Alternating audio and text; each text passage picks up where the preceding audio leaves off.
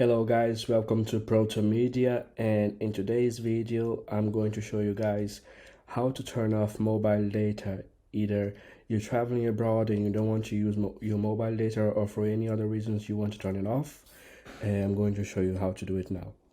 Now there are two ways to do that. The first way will work in any iPhone model. So you go to your settings and then you go to mobile data, and you can switch off in here where it says mobile data on and off. Now the second way is if you are on an iPhone 10 or plus, so 10, 11, 12 or 13, you're going to swipe from the top right down, and then you're going to press the antenna icon.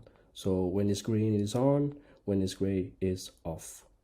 Now if you are on an iPhone less than 10, then you need to do the same thing, but instead of swiping from the top, you need to swipe from the bottom up, and you should be good to go. And that's it guys. I hope you enjoyed the video. If you do, please consider subscribing to the channel, and I will see you in the next one. Bye.